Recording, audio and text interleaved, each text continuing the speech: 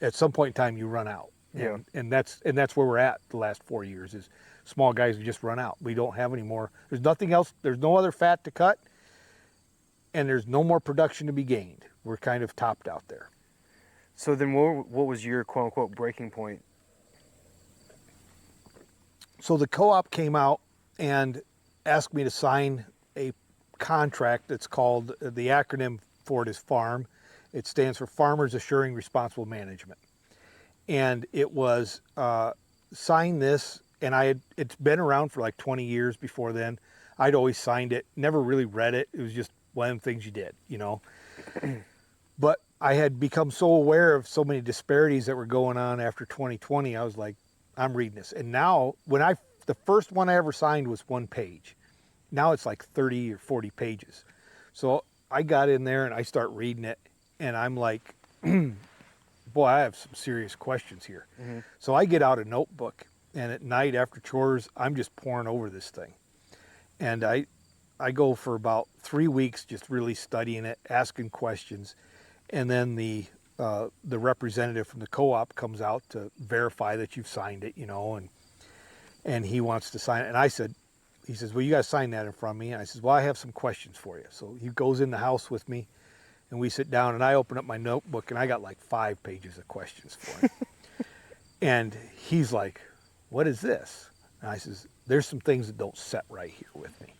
And I went through and I just delineated to him everything that I just was having problems with. From the way the book was just worded and written, it was written like, all the questions were, do your employees know? Do your employees know? I was like, I'm a small farm, I don't have any employees. Why isn't there a book written for the owner-operator? You know, I says, this is written by a bunch of dairy farmers. Why can't we have one written for a dairy farmer to sign? I says, you know, I know who I call for emergencies. I'm the only guy who calls for emergencies. So why's that got to be in here? You know, I mean, you know, MSDS sheets. Yes, I know where they are.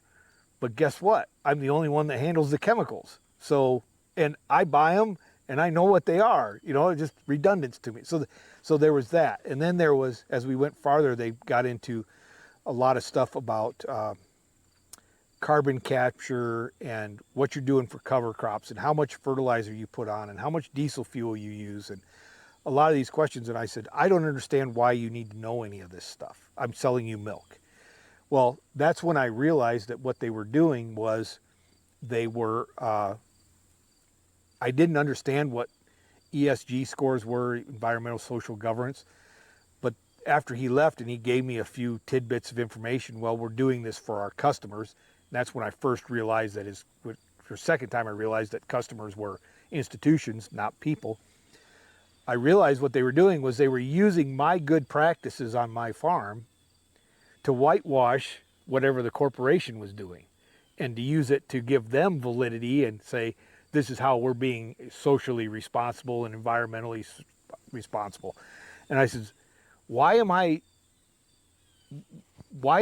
giving you my good name? And I said, that doesn't make any sense to me. And he says, well, you're not really. And I said, well, then I shouldn't have to do this. And he goes, well, it's totally voluntary. I said, well, that's great. And two other things they were requiring was I had to have my vet sign it. Well, I had been working on a shoestring budget for a lot of years, and I rarely ever had my vet on the farm. And I have always been kind of a minimalist when it came to any kind of antibiotic intervention or anything like that. So I was really more concerned about keeping animals healthy instead of correcting a sickness. And I says, my vet's like out here once, maybe twice a year. I just don't call the vet that often. And he says, well, you know, we got to have his number. And I said, well, I don't always call the same vet. It depends on who's available. And I just thought that was that's a relationship between me and him. Why does the dairy co-op got to know who my vet is? And then they said, finally, he says, part of this is you're going to have a third-party inspection, and it could be unannounced. Maybe, maybe not. And I said, well, who's the third party? Well, we don't know. And I says, well, that just raises don't just want anybody walking all over your farm. You don't know what their agenda is. Well, this is also the fact that they don't even know. Right. That's pretty telling. Mm-hmm. It's like we're forcing you, but we have no idea who we're forcing the person on you. Yes. So he says to me, he says, well, it's voluntary. And I said, well, I voluntarily decide not to sign this. And I thought we were done.